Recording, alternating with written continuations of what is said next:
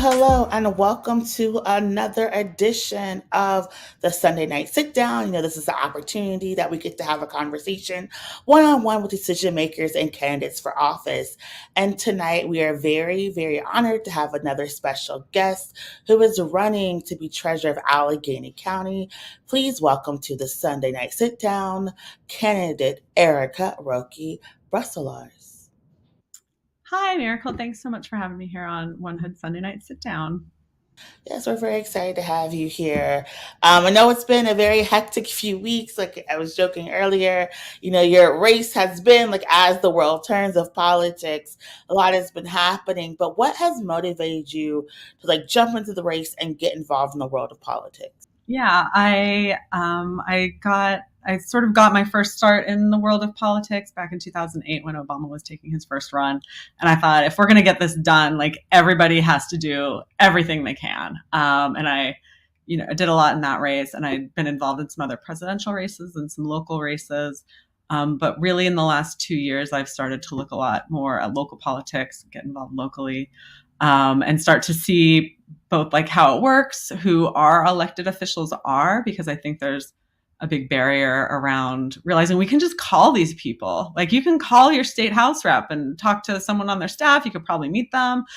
Same thing for our county council. And as I started to meet more people and get involved with the Democratic Party, I started to see that I could be one of these people. And when I started to look at specific offices, I saw that the skills I had were a great match for the treasurer's office. And so I started to talk to folks about what running would be like, because it is a big step, and decided to go for it. So back in December, we started campaigning.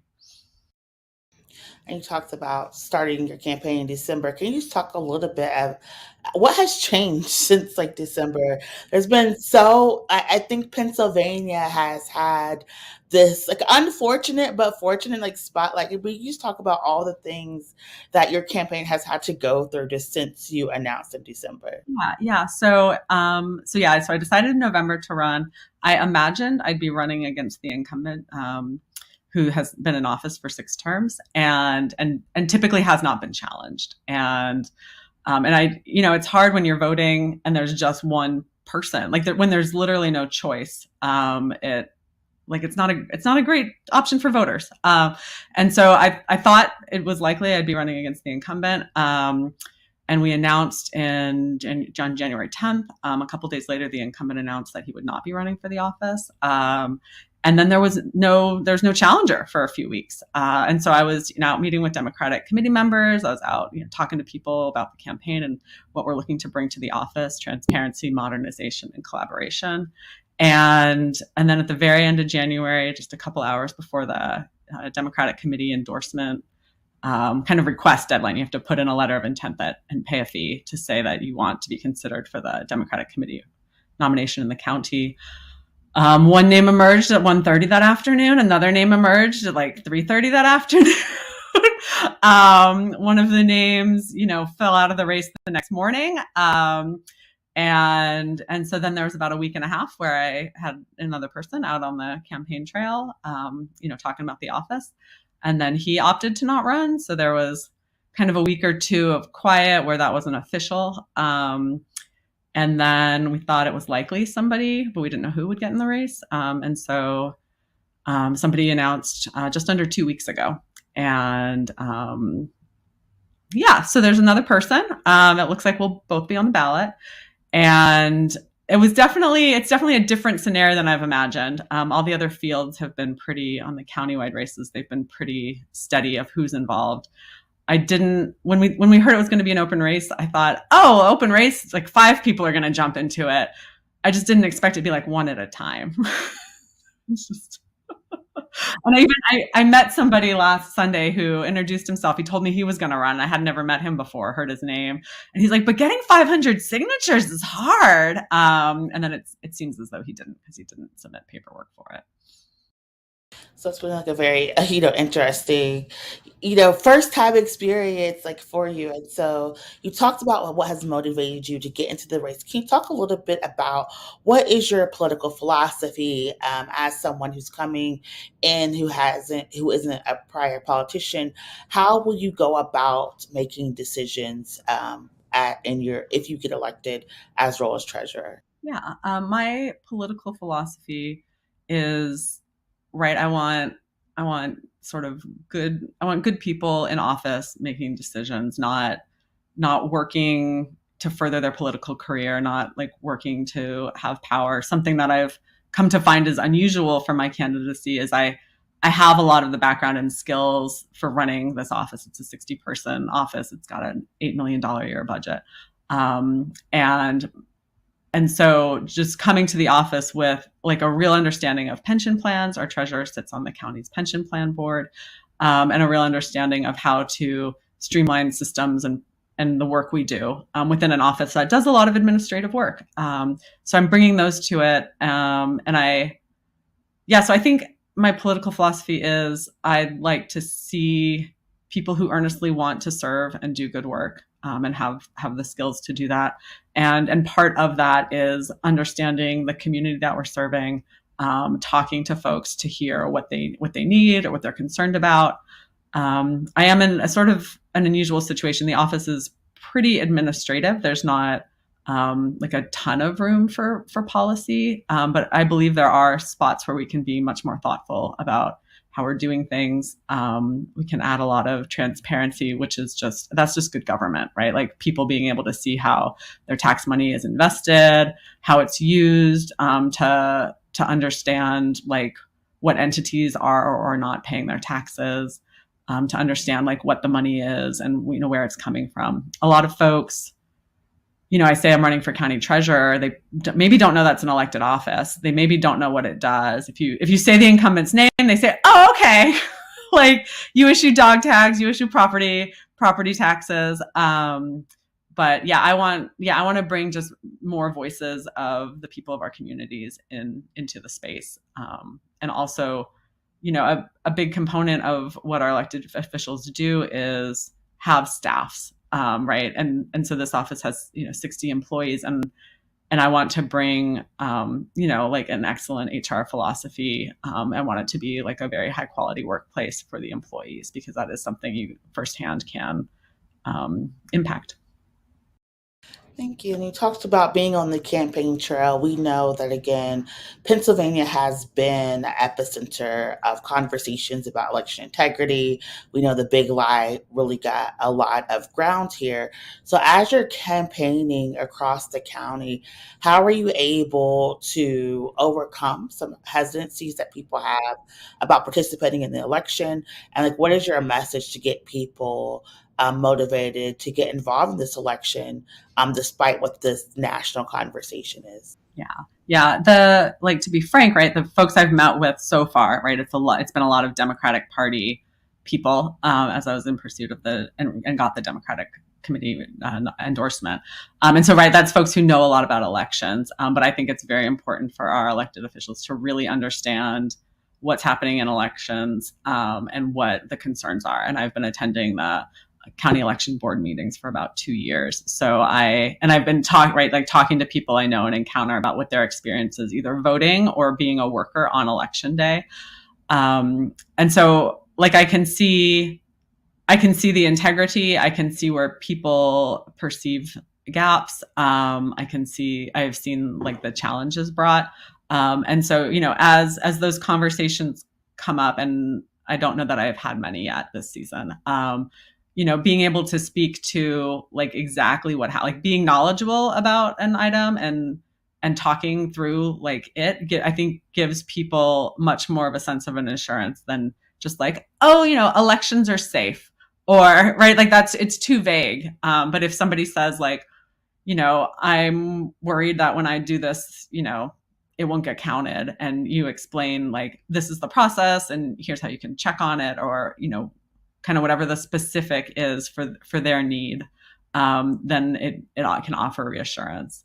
And in terms of getting involved, part of the reason I got involved with our local Democratic committee is I see sort of in the big even year elections, there's statewide candidates, and we saw this last year with the Senate race and the governor and lieutenant governor's race, or in the presidential years, right? Like there's these big apparatus that come in from far away.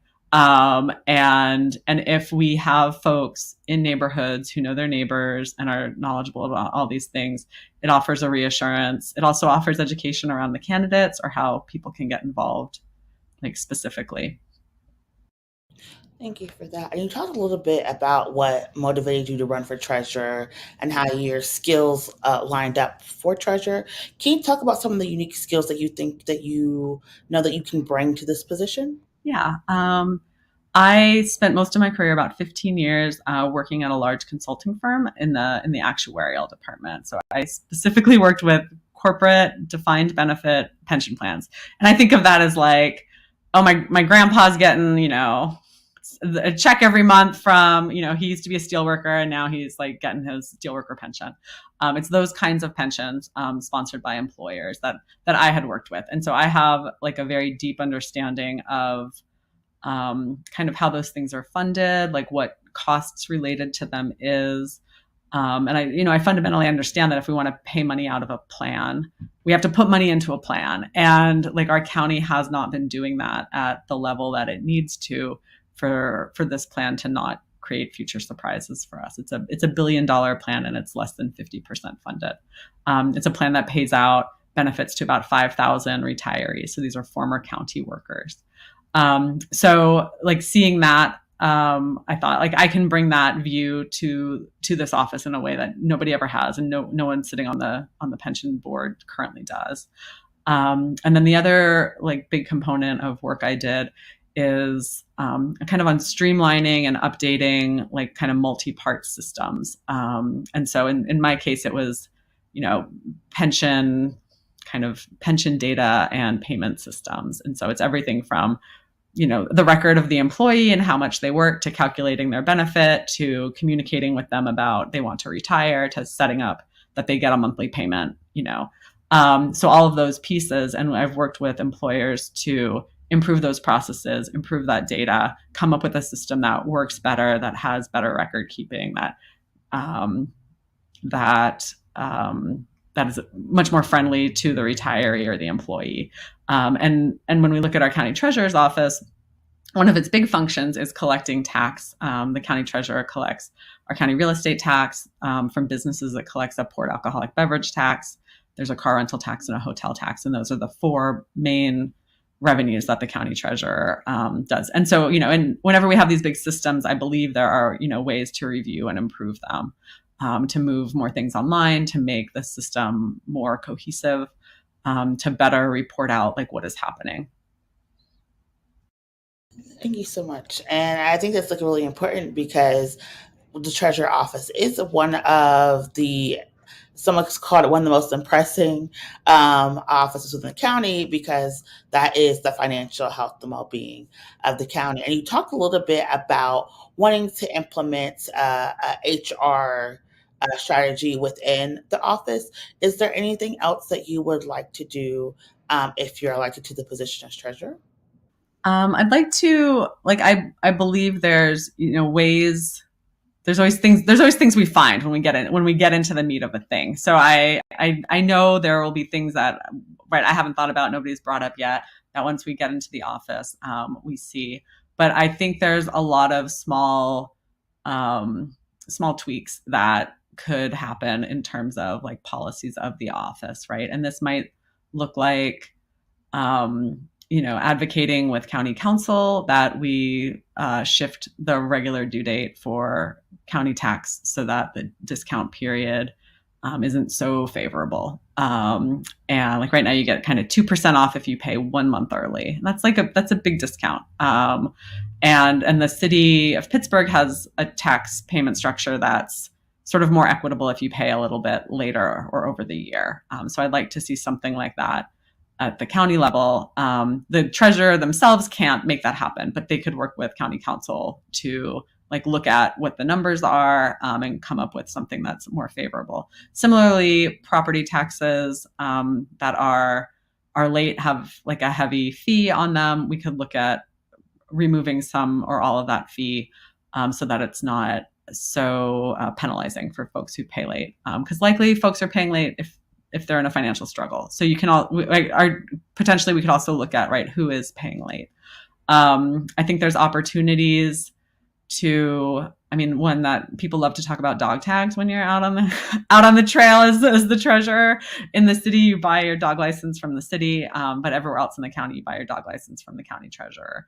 That could be more easy to do online. It could involve potentially fewer letters getting mailed out to people if people prefer an all online process. So it's a lot of smaller things, but I believe if we are a department that is providing services very well, then that opens up having broader conversations around, that might be with other municipalities around, is there a use for a more centralized tax service, and could that be coming out of the county?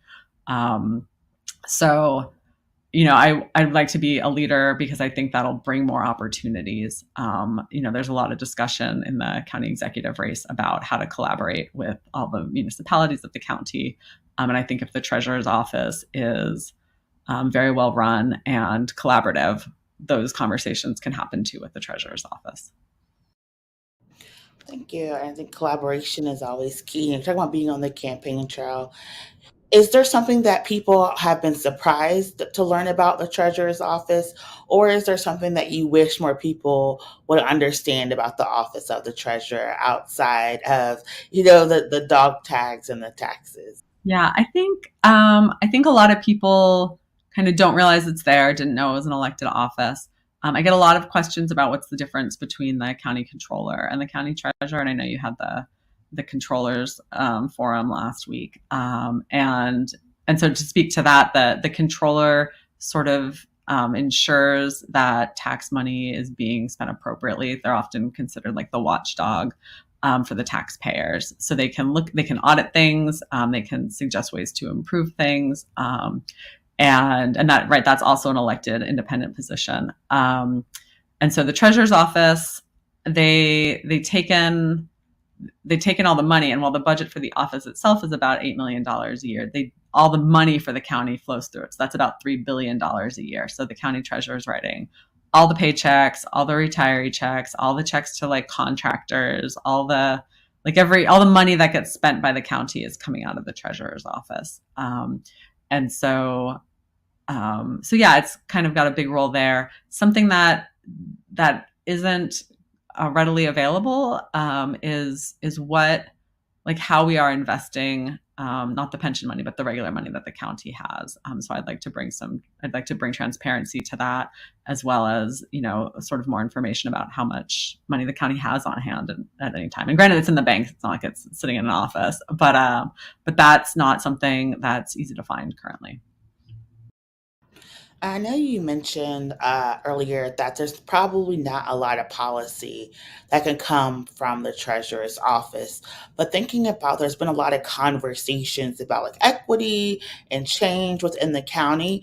Do you foresee any ways possible that the treasurer's office could help in those conversations? Yeah, there are. And so a couple that come to mind is, I think the treasurer's office, I think they could potentially be looking at the data and doing outreach. And an issue that happens probably everywhere, I know it happens a lot, I think in Pennsylvania in our county, is like a homeowner dies, they maybe don't have a will, their adult kid is living with them or moves back into the house, and like the title doesn't ever really get straightened out. And that kind of goes on for years and years, and often at some point it becomes like a big problem, and sorting through the title to get it into the right name of like the heir, the relative, can become I think a pretty awful financial issue for a family.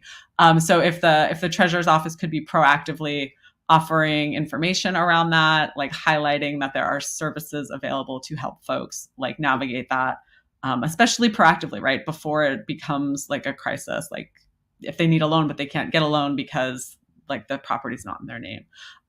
So there's sort of fine things like that. I think on late taxes currently that's handed over to Jordan Tax Services after the first year. And I think we can look at bringing it in-house and, working thoughtfully on folks who need payment plans to get them so that there's not this overbearing like tax agency. And then a question I'd had from a nonprofit that does some affordable housing, right? So there's, I think the way it works is, right, they redevelop a property, maybe it's a $5 million property, but it's got all these, I think they're kind of like liens or I don't know, there's some stuff. And then so the property is maybe earning income since it's affordable. That's more like a $1 million property. And what happens is they get a reassessment when the property's ready for $5 million. And it's a couple year process for them to work with the county, which isn't not the treasurer's office, but the property assessment and appeals group, to get to the point that it's like, oh no, we'll assess it like it's a $1 million property. But in the interim, the treasurer's office is charging them the full tax, right? And so this is a huge drain on the nonprofits like funds. And so looking for solutions or policies that could be more helpful to these agencies, that have like a history of doing these kinds of properties. We know what the answer is going to be. We just don't have the answer yet for it. So I think there's a number of ways, and just being open to having the conversations and being thoughtful about coming up with solutions will, I think, help us get there. Yeah, I think it's great that you talked on housing, because you also earlier talked about looking at some of the fees for the property taxes when people are late. Is that one of the ways that you think the treasurer's office could have more involvement in fighting gentrification? Because like you said, a lot of times people are not paying because they have financial issues. And so is this something that you're like actively like thinking about? It's, I think to the degree you're suggesting, I don't know that I've thought about it to that degree. I've thought about it more, but right, like, but having these conversations like enables us to be like, oh, like, let's think about it in a bigger way than I'd been thinking about it. So, that's part of why having a campaign with like more than one person in it, or a new person, right? We can hear new ideas. So I've been thinking about it in terms of right now, if you pay your county property tax late, there's immediately a 5% fee, and then there's like a 1% per month fee. And those are really steep. And so like, I'd like to work with, it'd be council, I think that would have to get rid of the 5% fee. But I think also, working to see what policies we can have that work with people so that it's not their county property tax that's like, kind of like the straw that breaks the camel's back for them. Like a different question I'd gotten was, why can't we pay these fees with like PayPal or Venmo or the Cash App? Like, right, there are unbanked people who have to pay things. And like, how can we make it easier for them to do that? I know even just to pay my filing fee to get on the ballot, it's $100, and it's like cash or a money order or like a bank certified check. and it's like, well, could the treasurer help other departments take credit cards or take apps to just make things have like one less level of burden to interact with county government?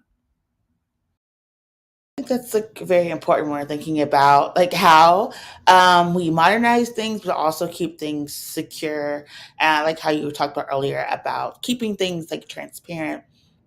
And again, I know you were talking about there is a lot of policy things that the treasurer's office can't do, but there's also a lot of money coming into the county. We know that there was a recent ruling about school funding, so there's even possibly more money coming into the county for education.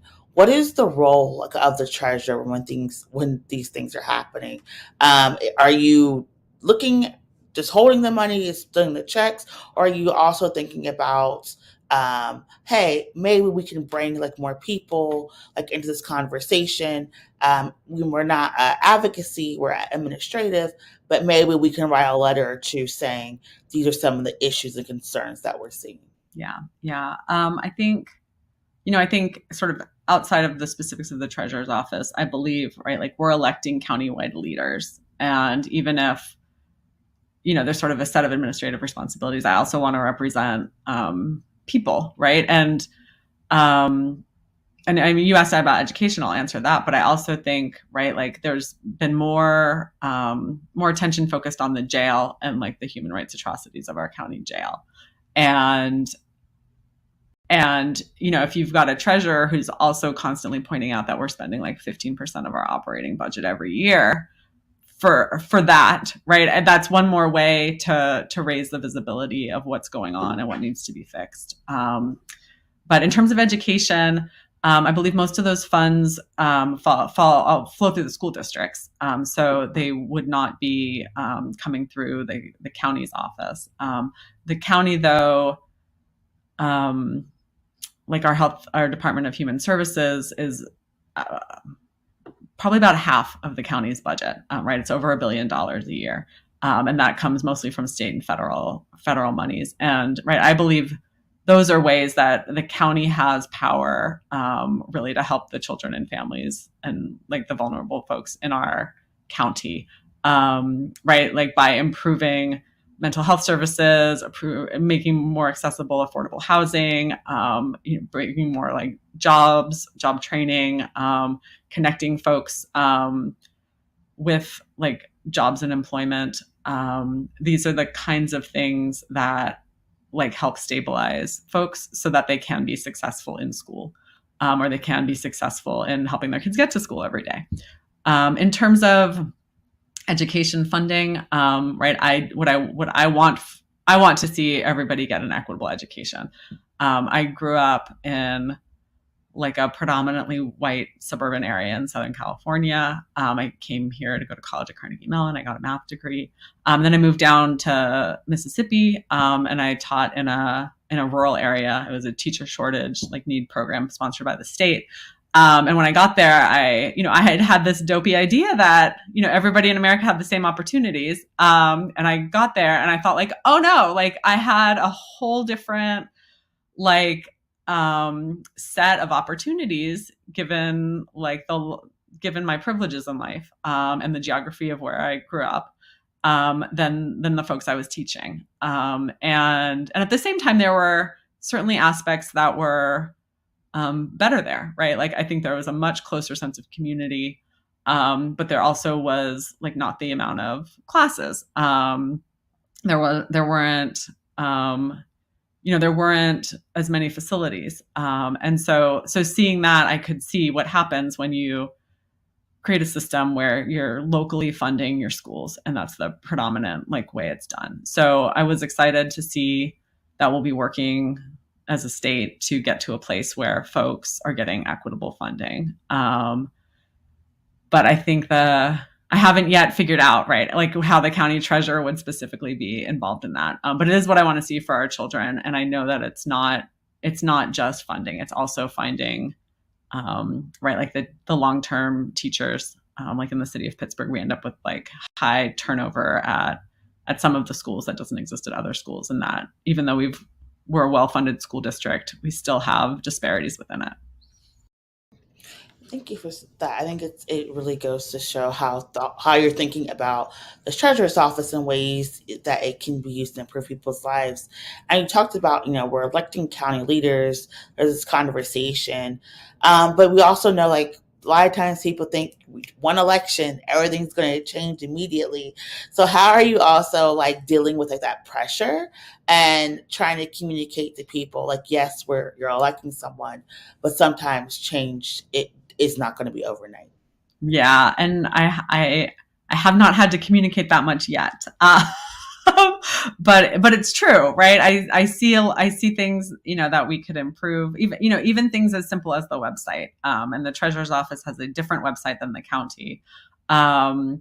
And so, the treasurer's office's one is much more compact than the county one. The county has 30 departments, and I think like, even just, getting a website that's much easier to use, right? That's a months and months long process. And so it's like, you can't just walk in and flip some switch of magic to make things happen.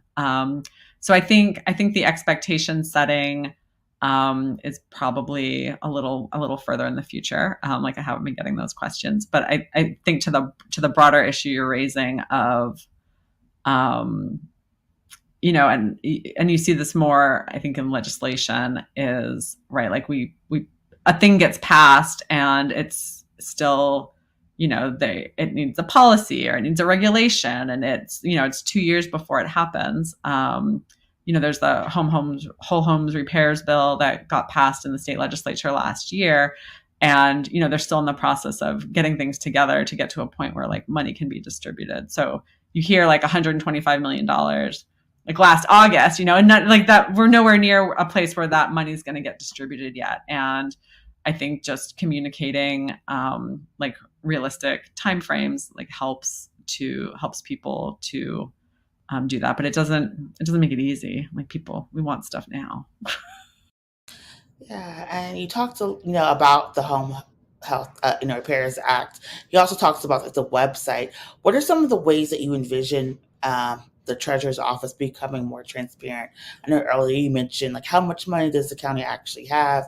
What are some of the ways that you would like to see transparency from the treasurer's office? Yeah, I think some of it's as simple as having some reports available online. And granted, there's not a huge population of people that are going to be itching to read treasurer's reports about how much money's on hand or how it was invested, but that information being there is a step on what I think the biggest issue the treasurer has sway over is our county's pension plan. That board has the county executive, the county controller, the county treasurer, 2 appointed members, and then 2 elected members, and those are public meetings, and we could have all of the materials that are for the meeting, right, available online or somehow available at the meeting, and that's not how it is now. We could like raise more attention to what is going on with that plan. Like it hasn't been getting any attention, so nobody's been like raising a ruckus that we need to come up with a really like a long-term way to fund it. And so that that might look like the treasurer's office having like a Twitter account and a Facebook account, which they don't currently have, and talking about these things, as well as talking about like cute dogs and dog tags, right? There's a whole like spectrum of ways to engage folks. But yeah, I'm envisioning the transparency part as sort of an unglamorous reports available, as well as drawing attention to things, and then also I think especially in the first months or year or two, just reporting out like what we have been up to, and that might just be like a monthly report. That's here we are, and we've done like these things, and we're working on these other things, and here are the time frames. But just letting people see what we have going on. Yeah, thinking a couple more questions, like as we wrap. But outside of the result of this election, what do you want the impact of your campaign to be? Yeah, I part of why I believed I could run and potentially win is seeing sort of what used to be non-traditional politicians, right? Like like we have so many more women in our Allegheny County delegation to the state house than we used to, and they are like real leaders, showing us that we, like, me as a woman or me as somebody without an ingrained political background, can be in office. And what I found even from the first days of telling people that I was running is just seeing more women or more, people not from within politics run gives people just like a real sense of what's possible. I think it's I think it makes them it shifts people's thinking, right? Like folks will say like, oh, it's brave. And, and just this, I think it opens up people's imagination. So part of what I'd like is to just, help open the door for more people to run, and to also demystify this system. Part of what I strive to do as a member of the Allegheny County Democratic Committee is to just answer anyone's question about anything political. It's like, well, how do you get on a ballot, right? And I'm happy to answer that question. Or, when it's December and most people don't know who's running for some offices, but like there are folks who do, like, I want to share that information. Like, I want it to be like much more available what is happening or how to do it or how to navigate it, than is what's happening now. And so part of that is like people can sort of see that in me, but I also want to bring, like, through the campaign, engaging volunteers in a really meaningful way, that works with their skills. It answers their questions. It helps build them up. It helps them learn how to build their network of people up. And I know that's something I gained over the past year in helping with campaigns and getting engaged is, folks are like, as I would meet folks who are interested in politics, I'm like, I'm getting your number. You're going in my phone. Like, we can be in touch later. Like as we're meeting people, just like building our own network, whatever that means for us, like helps us all have a lot more power to get things done. Now, was there anything that you would like to talk about that we did not ask, as we move to close? Yeah, I when I found out I was going to get to be on your Sunday Night SitDown, I kind of thought like, oh my God, like one hood.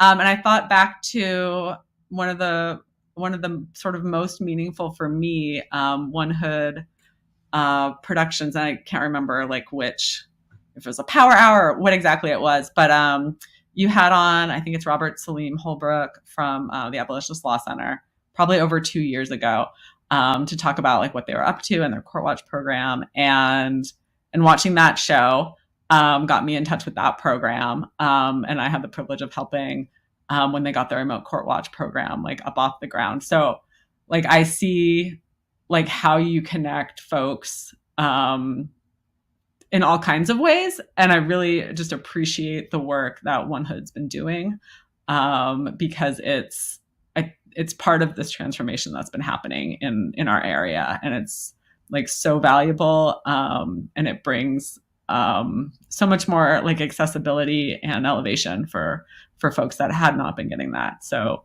just like, thank you to One Hood for like that ongoing work. And thank you for having me today. Oh, thank you so much. It's like it's great to hear that. I didn't even know that. So like, thank you so much for that. You talking about your running? You want to, get people, involved in your campaign. How can people find you? How can they reach you? Your social media. If you could just, we'll put them on the ticker. But if you can just let people know how they can get in contact. Yeah, we've got Erica for treasurer.com. We figured my last name was a bit much for people. And then on social medias, it's Erica and then the number 4, treasurer. So on Instagram, Facebook, Twitter, you can find all of those there. And yeah, we'd love to have folks involved. And if they don't know exactly what involved might mean for them, like they can talk with me or our campaign manager or another volunteer, and we'll get them like the right thing for them. So thank you so much for that opportunity. And I'd love to be in touch with people on whatever media they like. And our standard final question. We know it's stressful being on the campaign, especially, for a first time candidate. What is bringing you joy? I'd say some time with some friends outside of the campaign trail. And there are even moments where I'm like, who do I call? That's not a campaign person. But yeah, getting some moments alone and when I need a little calm and relaxation in the middle of the day, I do my couple yoga moves and then just like lay down and try to have quiet for like 10 minutes. So yeah, thanks for bringing that into this. All right. Well, Erica, thank you so much for joining us. We're very, very excited that you're in the race. We're changing things up like here in Allegheny County. I'm your host, Miracle Jones, and this has been another edition of the Sunday Night Sit Down. If you liked Erica and you heard some things that really resonated with you, and you want someone like that for treasurer, the election is going to be May 16th. You have until May 1st to register to vote, and May 9th to request a mail in ballot if you are not able to vote in person. And with that, we'll see you next week for the next week's edition of the Sunday Night Sit Down. Have a great evening.